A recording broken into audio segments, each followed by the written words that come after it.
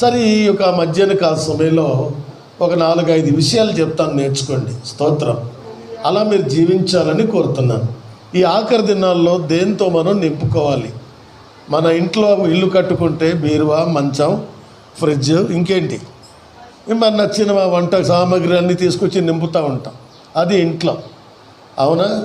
కాబట్టి మరి నీ ఇంట్లో, నీ హృదయంలో ఏం నింపుకోవాలి? అదే నా వాక్యం. దేవునికి స్తోత్రం. ఏం నింపుకోవడానికి చూస్తున్నాను? చూద్దామా వాక్యాన్ని? చూద్దాం. చూడండి, 81వ కీర్తన 10వ వచనం చదువుతారా? 81వ కీర్తన 10వ వచనం త్వరగా చదవాలి. ఐగుప్తుల దేశంలో నుండి. ఎక్కడి నుండి అట? ఐగుప్తు అంటే పాపం, శాపం, లోకం, సినిమా, శిఖర్లు, తాగుడు, వ్యభిచారం, జారత్వం నుండి. అదే ఐగుప్తు.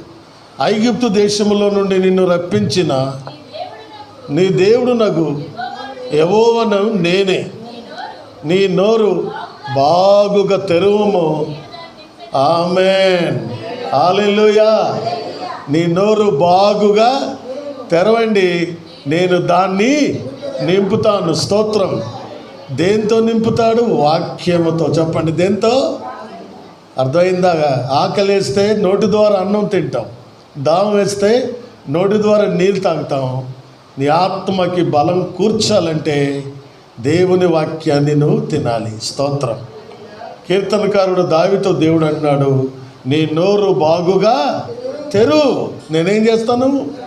నేను దాన్ని నింపుతాను. స్తోత్రం. చాలామంది వాక్యం పట్ల ఆసక్తి ఉండదండి. అందుకే వాక్యం లోపల ఉండాలి. ఎంతమంది ఈరోజు వాక్యం చదివారు? ఎంతమంది వాగ్దానం చదివారు? కొంతమంది వాగ్దానం కూడా చూడరు. ప్రతిరోజు ఒక వాగ్దానం పంపిస్తుంటారు, దాన్ని చూడరు.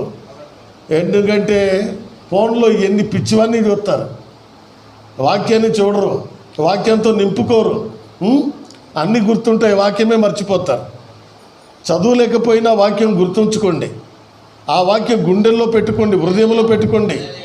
ఆ వాక్యం నీ నోటి నిండా ఉంటాను. దేవునికి స్తోత్రం. మీకు తెలుసా వాక్యం? ఆది యందు వాక్యం ఉండెను, వాక్యము దేవుని యొద్ద ఉండెను, వాక్యమే దేవుడు. ఆ వాక్యమే శరీరధారి అయి కృపా సత్య సంపూర్ణుడు మన మధ్య. అవును కదా? యోహాను సువార్త 1:14 ఉంటాయి మాటలు. వాక్యం, వాక్యమైన దేవుడట ఎక్కడికి దిగి వచ్చాడు?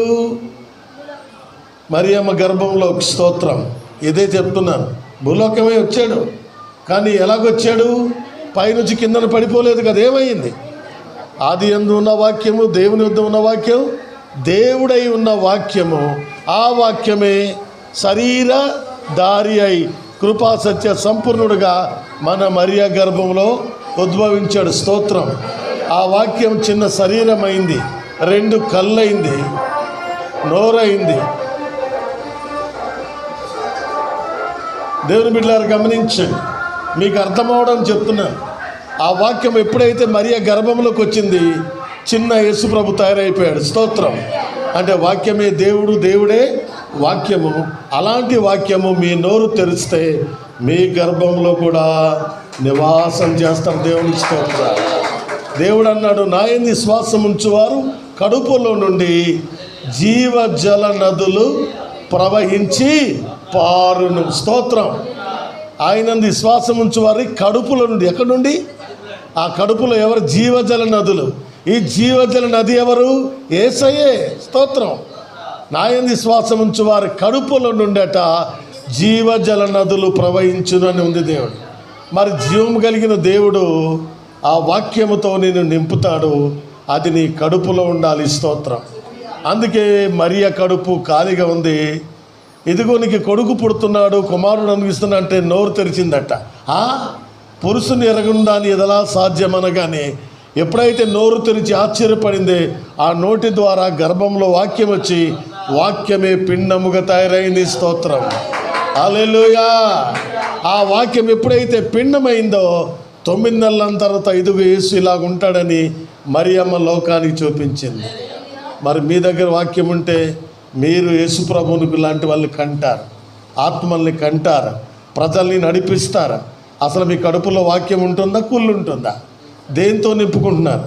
చెత్త చెదారంతో నింపుకోకండి, అసూయతో నింపుకోకండి, పిచ్చివన్నీ నింపుకోకుండా వాక్యముతో నింపండి. దేవునికి స్తోత్రం. 119వ కీర్తన 11వ వచనం చదవాలి. 111 కీర్తనలో కీర్తనకారుడైన ఒక దావీదు ఒక మాట అంటున్నాడు. ఏంటి ఆ మాట? చదవండి, చూడండి. నేను పాపము చేయకుండానట్లు నా హృదయములో నీ వాక్యము ఉంచుకొని ఉన్నాను. స్తోత్రం. 119 నా హృదయములో నీ వాక్యము ఉంచుకున్నాను. స్తోత్రం. ఏముంచుకున్నావు? కొందరు చెప్పిన మాటలు పక్కనే ఉంచుకున్నాను అంటారు, మర్చిపోలేదు, మర్చిపోరు. ఏమండి, కొట్టింది తన్నింది క్షమాపణ గురించి చెప్తున్నావు. తండ్రి వీరేమి చేయుచున్నారో వీరిని ఏం చేయాలి? క్షమించమని అడుగుతున్నావు. క్షమించావా? మొన్న ప్రార్థన చేస్తున్నాను. మా పిల్లల కోసమే. ఇంకెవరున్నా నా శత్రువులు వాళ్ళు కూడా కారు. నన్ను కొట్టినా తన్నినా ప్రార్థిస్తుంటే ప్రభు అన్నారు, సరే వాళ్ళకి లేదు, నువ్వు వెళ్ళవచ్చు కదా అన్నారు.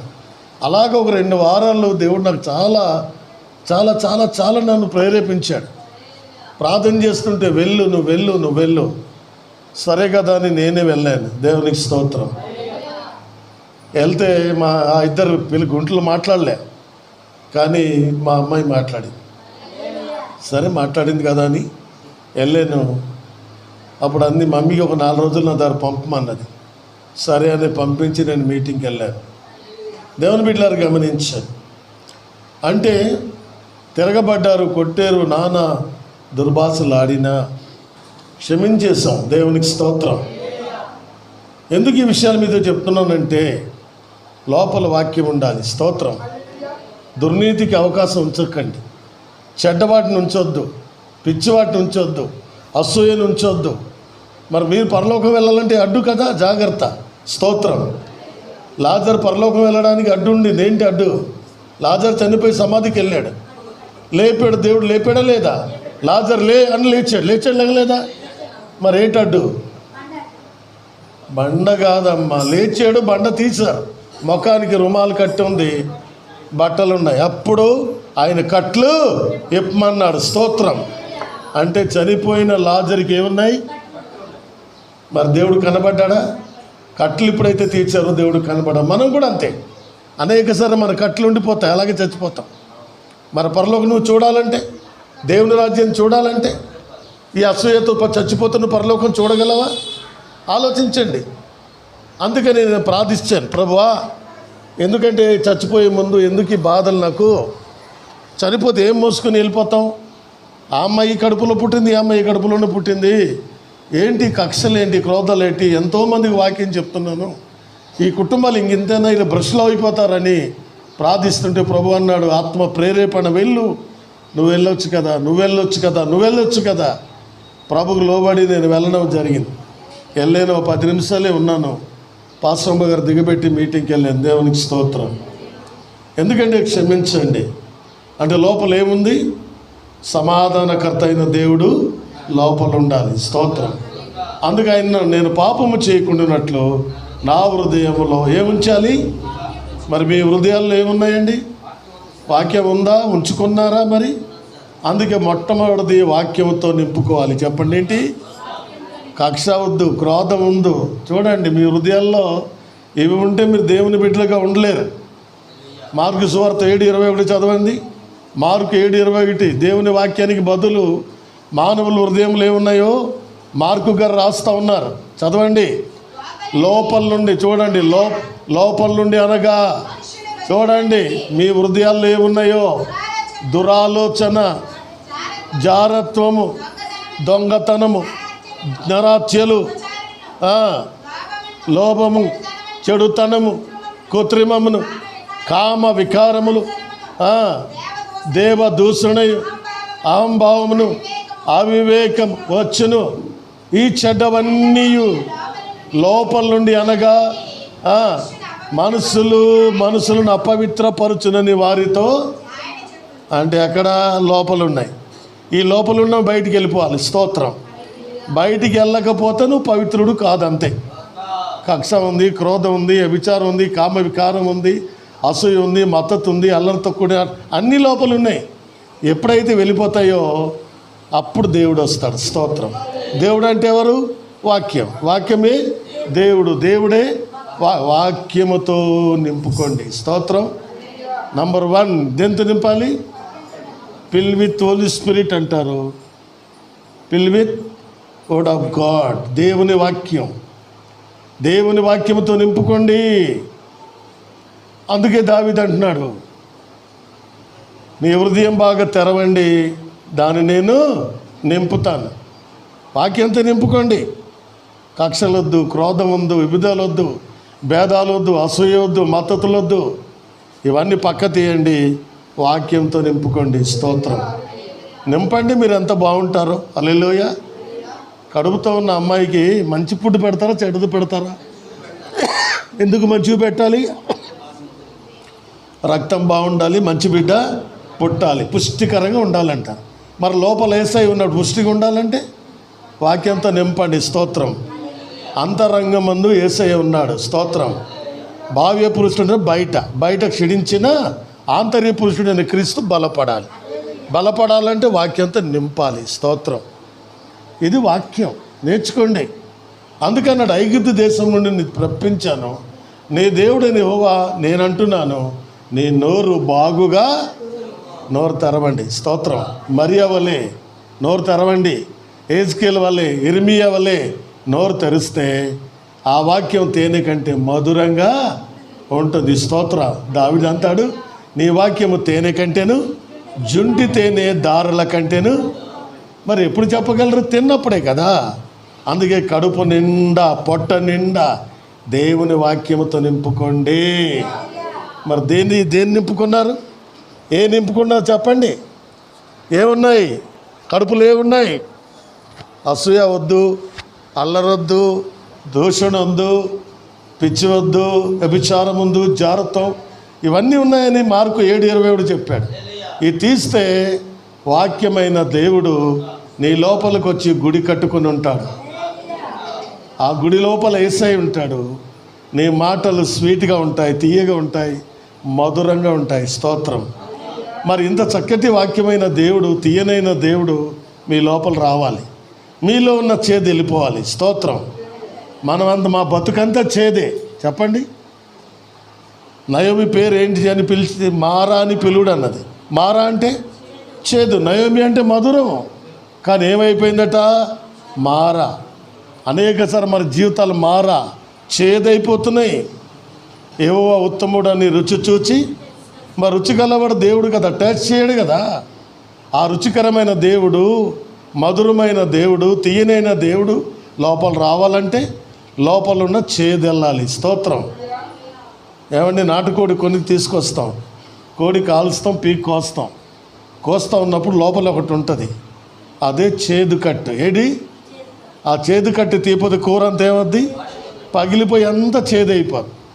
ఆ చేదు కట్టు పోయిన తర్వాత కూర వండితే టేస్ట్గా ఉంటుంది. స్తోత్రం.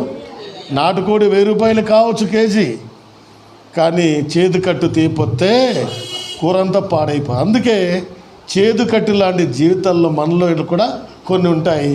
అది ఈరోజు తీసేయండి. వాక్యంతో నింపుకోండి. దేవునికి స్తోత్రం. చెప్పండి, దేంతో నింపాలి? మళ్ళీ వచ్చేవారం 105వ వచనంలో మాట ఉంటాయి. నేను బైబిల్ చూడకుండా చెప్తున్నా. 119వ కీర్తన 105వ వచనంలో, నీ వాక్యం నా పాదమునకు, నా త్రోవకు. దేవుని బిడ్డలారా, వాక్యం అనేది మన పాదాలకి దీపం, మన గుండెకి ఎలుగు, మనలో ఉన్న చేదు. అందుకే మరియా కడుపులో దైవ వాక్యం వచ్చింది.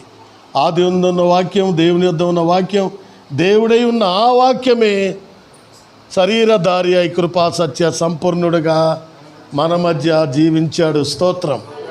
కాబట్టి ఆ వాక్యం మీ గుండెల్లో ఉంచాడు. ఒకటి. రెండోది చూద్దాం, ఇంకా దేంతో నింపుకోవాలో చూద్దాం. మొదటి సమూయేలు గ్రంథం, ఫస్ట్ సమూయేల్ 16వ అధ్యాయం 1వ వచనం చదువుతారా? చదవండి. మొదటి సమూయేలు. సమూయేలు అంతటా యెహోవా సమూయేలుతో ఇట్లా సెలవిచ్చాడు, ఇశ్రాయేలు మీద చూడు, ఇశ్రాయేలు మీద రాజుగా ఉండకుండా నేను విసర్జించిన సౌలు గురించి నువ్వెంత కాలము దుఃఖిస్తావు, నీ కొమ్ము తైలముతో. ఆమేన్, హల్లెలూయా. అంటే సౌలు రాజు అయ్యాడు, దొంగోడు. కనికరించాడు దేవుడు, ప్రేమించాడు. కానీ దారి తప్పిపోయాడు సౌలు. మాట తప్పాడు, దారి తప్పాడు. దావీదుని చంపడానికి చూశాడు. అయినా చూడు ఎంత దేవుడట. సౌలు చనిపోయినప్పుడు విచారిస్తూ ఉన్నాడు. ఎవరు? సామ్యూయల్. ఎంతకాలం విచారిస్తావయ్యా? నేనే విసర్జించిన రాజు అని నేను వదిలేస్తాను. ఆరు కోసం విచారించి మూల్లో ఎందుకు కూర్చుంటావు? మూల్లో కూర్చోబాక. నీ పని అది కాదు. నువ్వు విచారించి ఆలోచిస్తే ఎలాగా? గతం గత, వాటిని మర్చిపోండి. తప్పుని పాపాన్ని మర్చిపోండి. ఎవరు అన్యాయం చేసినా, ఎవరు కష్టపెట్టినా, పాడు బుద్ధులు, చెత్త బుద్ధులన్నీ మర్చిపోండి. ఏం చేయాలో చేయండి. దేవునికి స్తోత్రం. సమయంలో అవి కాదు. ఇప్పుడు ఎందుకు విచారం కలిగి ఉన్నావు? దేవుడే విసర్జించాడట. ఎవరిని? సౌలుని. నేను విసర్జించిన సౌలు రాజు గురించి నీకెందుకు విచారం? అవన్నీ పక్కన పడి మరి ఇప్పుడు ఏం చేయాలయ్యా చెప్పండి. నీ కొమ్మును తైలముతో, నీ కొమ్మును ఏం చేయాలట? సమూయేలు జీవితం కొమ్ముకు సాదృశ్యం. తైలం ఆత్మ అభిషేకానికి. హల్లెలూయా. తైలముతో నింపు. ఎందుకు నింపాలి? సౌలు ఇప్పుడు రాజుగా లేడు. ఎస్ఐ కొడుకులో ఒకడు తీసుకొచ్చి ఏం చేయాలి? నాకు రాజుగా అభిషేకించాలి. స్తోత్రం. ఎవరు ప్రభు? 5 6 ఉన్నారు. ఎవరు? నువ్వు వెళ్ళా. మొత్తానికి వచ్చారు అందరు. ఈడ ఎంఏ పిహెచ్డీలు చేసుకుని వచ్చారు. కాదన్నాడు. ఇంకెవరున్నారు? ఉన్నాడు కడసారాడు. ఎక్కడ? కొండ మీద గొర్రెలుగా ఆడు రమ్మని ఆడొస్తా ఉన్నాడు. స్తోత్రం. చదువు లేదు కానీ దైవభక్తి ఉంది, స్తుతి ఉంది, ఆరాధన ఉంది, దైవుని మహిమలో ఉన్నాడు. ఈయనే నాకు కావాలి. స్తోత్రం. నీ కొమ్ము తైలంతో నింపావు, ఆ తైలంతో ఆయన అభిషేకించు. స్తోత్రం. సమూయేలుని దేవుడు రాజుల్ని అభిషేకించే వ్యక్తిగా చేశాడు. మరి ఈరోజు ఎలా ఉన్నావు? నీవు ఖాళీగా ఉన్నావు. నీ హృదయం అంతా ఖాళీ, నీ గుండె ఖాళీ, ఆత్మ వెళ్ళిపోయింది, అభిషేకం లేదు. వాక్యం ఉంటే సరిపోదు. ఏముండాలి? వేట మాసం 1000 రూపాయలు కేజీ కొంటే సరిపోదు, నూనె ఉండాలి. లేకపోతే ఒట్టిది ఉడకబెడితే రుచి ఉంటుందా? అది 1000 రూపాయలు కేజీ అవ్వచ్చు. నూనె కొని వేయకపోతే దాని టేస్ట్ మజా రాదు. స్తోత్రం. ఆకు నూనె రుచి తెప్పిస్తుంది, మజా తెప్పిస్తుంది, ఆనందంగా ఉంటుంది. స్తోత్రం. నూనె వేయగానే ఆ కూర కలరే మారిపోద్ది. అందుకే నువ్వు అనాథగా ఉండొద్దు, ఆత్మ లేకుండా ఉండొద్దు, అభిషేకంతో నింపబడు. స్తోత్రం. అందుకే నువ్వు ఎందుకు విచారిస్తావు? ఈ లోక సంబంధమైన విచారములు, ఆలోచనలు, బాధలు ఈ పక్కన పడేయండి. దేవుని తైలముతో నింపుకోండి. స్తోత్రం. మీ కొమ్ములో తైలం ఉండాలి. ఆ తైలమే పరిశుద్ధ ఆత్మాభిషేకం. స్తోత్రం. 92 కీర్తన 10వ వచనం చదవండి. 92:10. గురుపోతు కొమ్ముతో నా కొమ్ము, గురుపోతు కొమ్ము వలె నీవు నా కొమ్ము పైకెత్తితివి కొత్త తైలముతో. ఆమేన్, హల్లెలూయా. నువ్వు రోజు ఏం చేయాలి? కొత్త తైలముతో అంటబడుతూ ఉండు. పాతబడిపోతుంటుంది నీ మాటలు, నీ జీవితం, నీ కుటుంబ జీవితం, వ్యక్తిగత జీవితం రోత జీవితం అయిపోతుంటుంది. ఇక్కడ తిరుగుతూ ఉంటావు. జాగ్రత్త. నోరు చెడిపోద్ది, కంపు కొడుతూ ఉంటుంది. ఆత్మీయంగా నువ్వు పాడైపోతావు, చెడిపోతుంటావట. నువ్వు ప్రెస్ ఆయిల్తో నింపుకో. స్తోత్రం. అదే కొత్త తైలము, అభిషేక తైలం. స్తోత్రం. ఆ తైలం ఎప్పుడైతే నీలోకి వచ్చిందో నీ రూపురేఖలు మారిపోతాయి, నీ అలవాట్లు మారిపోతాయి, నీ పద్ధతులు మారిపోద్ది. నువ్వు ఆశీర్వదించబడతావు. స్తోత్రం. ఇంట్లో దీవెన, బయట దీవెన, పొలములు దీవెన, గర్భఫలం, భూఫలం అన్నీ దీవెనలే. అందుకే తైలం ఉండాలి. స్తోత్రం. చాలామందికి తైలంతో నింపుకోవట్లేదు. కొన్ని సంఘాల్లో పరిశుద్ధాత్మ గురించే చెప్పారు. తైలాభిషేకమే ఉండదు. అందుకే తైలం అభిషేకం అవసరం. అందుకే కొత్త తైలముతో నేనేమయ్యాను 23:4 కూడా చెప్తున్నాడు, నూనెతో నా తల అంటి ఉన్నావు, నా గిన్నె నిండి. మరి ఆ పొర్లిందా? మరి నూనె ఆగిపోయిందేమో. అందుకే రూతు కంటది నయోమి, నీ తలకి నూనె తక్కువ చెయ్యొద్దమ్మా, స్నానం చెయ్యి, నూనె రాసుకో, బట్టలు కట్టుకో. స్నానం బాప్తీసానికి సాదృశ్యం, తైలము ఆత్మాభిషేకానికి సాదృశ్యం, నీ వస్త్రము నీతికి సాదృశ్యం. ఈ 3 చేసి బోయాజు దగ్గరికి వెళ్ళు. బోయాజు ఎక్కడున్నాడు? కళ్ళంలో ఉన్నాడు. స్తోత్రం.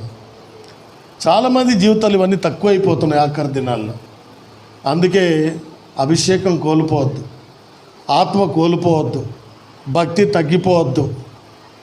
జనవరిలో ఉన్న భక్తి ఫిబ్రవరిలో ఉండట్లేదు, ఫిబ్రవరిలో ఉన్నది మార్చిలో ఉండట్లేదు, మార్చిది మేలో ఉండట్లా, తగ్గిపోతూ వెళ్ళిపోతుంది. పవర్లెస్. ఇంట్లో కరెంట్ వెలుగుతేనే లైట్లు వెలుగుతాయి, ఏసీ వస్తుంది. ఓల్డేజ్ తక్కువైతే ఏమవుద్ది? లైట్లు వెలగవు, ఏసీ పనిచేయదు. మరి నువ్వు ఎలా ఉన్నావు? ఇది మీరు చేసుకోండి. ఎలా ఉన్నావు చెప్పు. జనవరి నెలలాగే ఉన్నావా? జనవరిలో ఎంత భక్తివో అంత భక్తి మీ అందరికీ. మార్చి, ఏప్రిల్, మే 5వ నెల వచ్చేసరికి చల్లారిపోతున్నారు. నూనె అయిపోయింది, ఇంకిపోతుంది, వెలుగు లేదు, దీపం లేదు. మళ్ళీ పాడాలేది? ఆరిపోయిన నా వెలుగు దీపము. ఏం చేయాలి అంటే ఆరిపోతూ ఉండాలి, పాడుతూ ఉండాలి. ఎప్పుడు కూడా దీపాలు వెలుగుతూ ఉండాలి. ఎప్పుడు వెలుగుతున్నప్పుడు ఏమవుతుందంటే చాలా బాగుంటుంది. అందుకు ఆలోచించండి దేవుని బిడ్డలారా. చాలాసార్లు మన జీవితాల్లో ఆయిల్తో నింపుకోవడం మర్చిపోతాం. అందుకే నూనెతో నా తల నా గిన్నె నిండి. అందుకే రూతు చక్కటి అనుభవం మనకు. స్తోత్రం. నయోమి పాస్టమ్మ గారు చెప్తున్నారు, అత్తమ్మ నూనె రాసుకోమ్మా, స్నానం చేయమ్మా, బట్టలు కట్టుకో అమ్మా, బోయాజు దగ్గరికి వెళ్ళమ్మా. కొంతమందికి వేషధారణ భక్తి ఎక్కువ. ఎవరైనా ఉంటే భక్తిలాగా నటించవద్దు మనం. స్తోత్రం. ఎప్పుడు ఒకేలాగా ఉందాం. హల్లెలూయా. మీరు ఉన్నారని కాదు, మనం అలా జీవిద్దాం. అందుకే తైలంతో నింపుకోండి. చెప్పండి, ఏం చేయాలి? మొదటిది దేంతో నింపాలి? వాక్యంతో నింపాలి. చెప్పండి, దేంతో నింపాలి? రెండోది ఏంటి? Fresh oil. స్తోత్రం. కల్తీ లేని ఆయిల్ అంటే ఆత్మాభిషేకంతో నింపుకోండి. మూడవది కూడా చెప్తాను. చూడండి, 8వ అధ్యాయం యోబు గ్రంథం 22వ వచనం.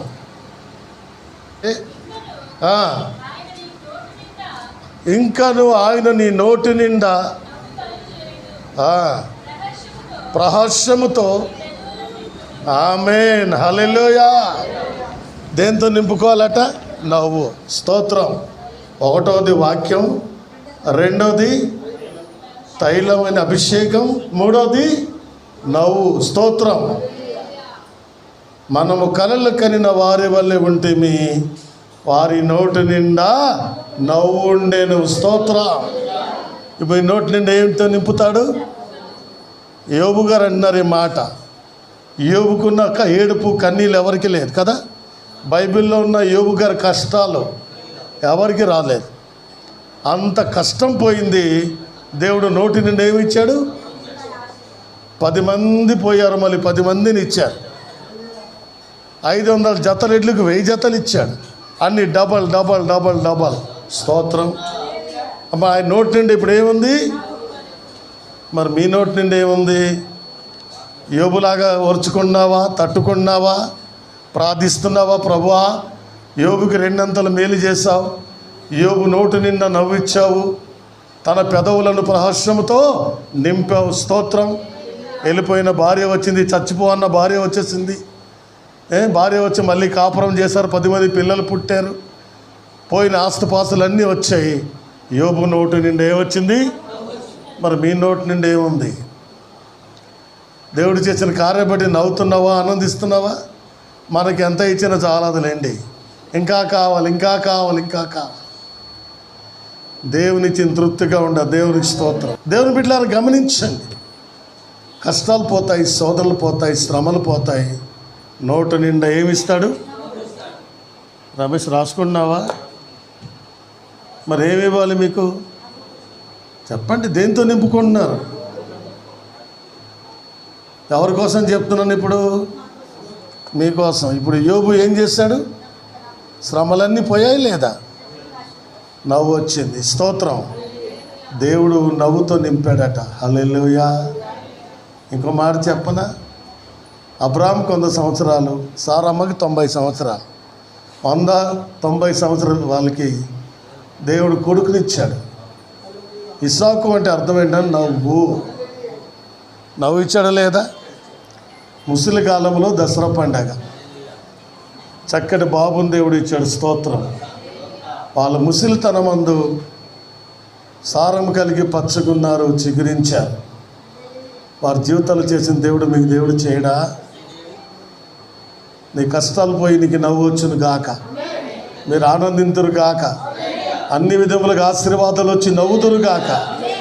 అందుకు వారి నోటి నిండా నవ్వు, మీ పెదవుల ప్రహర్షముతో నింపాడు. దేవునికి స్తోత్రం. యోబు ఇస్తున్న సాక్ష్యం ఇది. యోబు నింపిన దేవుడు నేను నింపడా?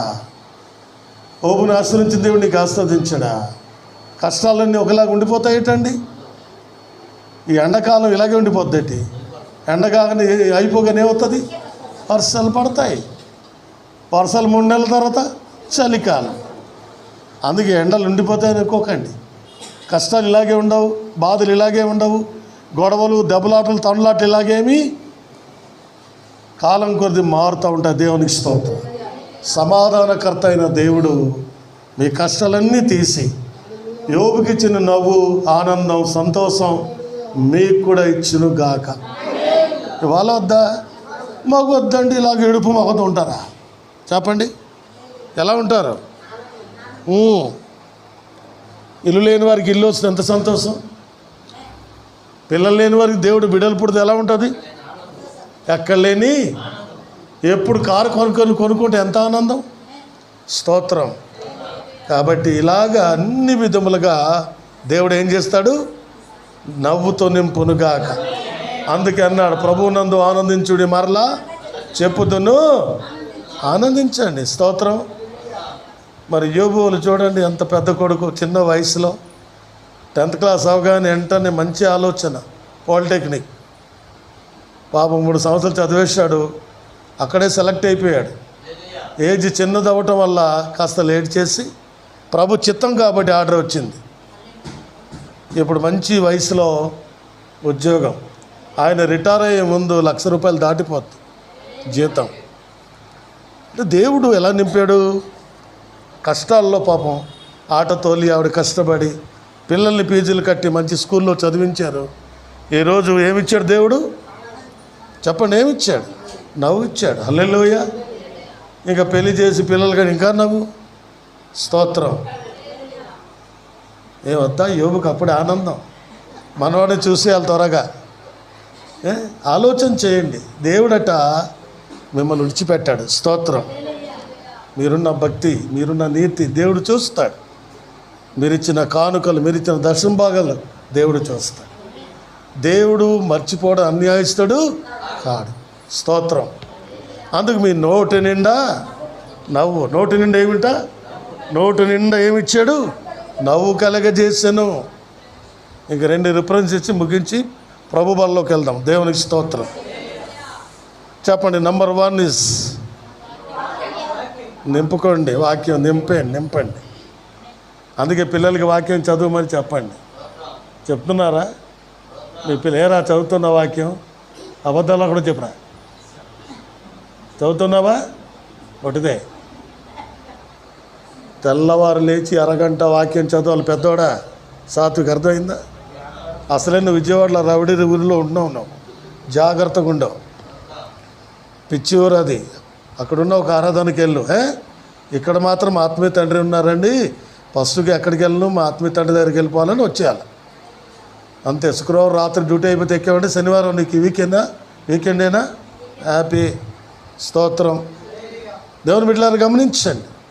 అందుకే వాక్యం చదవాలి. కొంతమంది ఇష్టపడరు, అదేంటో వాక్యం చదవడం ఇష్టపడరు, పరిచయం చేయడం ఇష్టపడరు, పాటలు పాడడం ఇష్టపడరు. ఏంటి ఇదేం పద్ధతి? అంతా దేవుడు మిమ్మల్ని ఆశీర్వదిస్తారు తెలుసండి. ఆలోచన చేయండి. మా చిన్న మనోడు ఉన్నాడండి, అది బెంగళూరులో. ఉదయాన్నే తెలుసా, ఈరోజు వాళ్ళ డాడీతో వెళ్ళిపోయి ఫస్ట్ వీక్ వంటలు అనమాట. వంటగా డాడీ అండి ఆ కూరగాయలన్నీ తీసుకెళ్తున్నాడట. ఫోన్ చేశాను ఉదయం, చిన్నబాబు ఎలా ఉన్నావురా? ఉండు తాతయ్య పరిచర్య చేత. ఊరు ఏం పరిచర్య? నీ పరిచర్య ఏంటినానా? డాడీకి కూరగాయలు అంటిస్తున్నాను తాతయ్య. పట్టుకొని వెళ్తున్నాడంట. నేర్పించండి. దేవునికి స్తోత్రం. సండే స్కూల్లో పిల్లలు నేర్పించాలి, నేర్చుకోవాలి. సొరకాయ తీసుకెళ్తున్నాను తాతయ్య. సొరకాయ ఎక్కడికి బాబు? వంటలు చేస్తున్నారుగా డాడీ, ఇవన్నీ కింది కొన్ని అన్నీ హెల్ప్ చేస్తున్నాడు, నాకు కూడా చేయమన్నాడు పరిచర్య.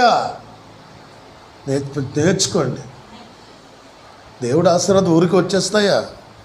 కొంతమంది బట్టలు నలగకూడదు. పరిచర్య చేసిన వాళ్ళని దేవుడు ఆశీర్వదిస్తాడు తెలుసు. అందుకే వాక్యంతో నింపుకోండి, ఆత్మాభిషేకంతో నింపుకోండి, నవ్వుతో నింపుకోండి. స్తోత్రం.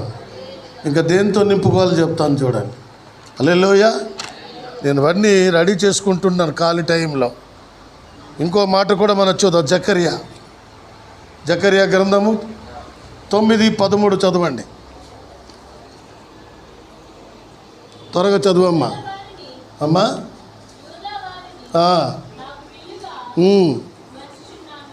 అమ్మ ఏం చదువుతున్నావు తల్లి? 9వ అధ్యాయము 13 వచ్చినావమ్మా. 12 చదువమ్మా. 12:13.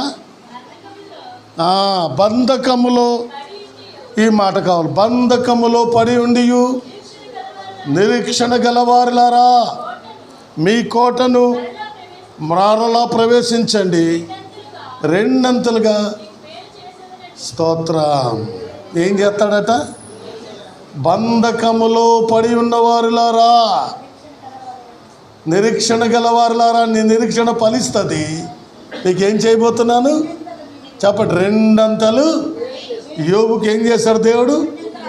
అది మరి మీకు కూడా కావాలొద్దా? ఈ 3తో మీరు నింపుకుంటే రెండంతలు మేలు దేవుడు చేస్తాడు. అన్ని డబలే. మీ జీతాలు పెరుగును గాక, మీ యొక్క వ్యాపారం అభివృద్ధి చెందుదురు గాక, మీ ఇల్లు గదులు పెంచుకుందురు గాక, పిల్లల స్టడీస్ ఎక్కువను గాక. హల్లెలూయా. కుటుంబాల్ని ప్రభు బహుగా ఆశీర్వదించును గాక. అందుకే బంధకాల నుంచి విడుదల ఇస్తాడు ఆయన. ఎక్కడ బంధించబడ్డారో, ఎక్కడ చిక్కబడ్డారో అక్కడి నుంచి దేవుడు విడిపించి విడుదలిచ్చి మీ జీవితాలు కట్టి రెండంతల మేలు దేవుడు చేస్తాడు. హల్లెలూయా.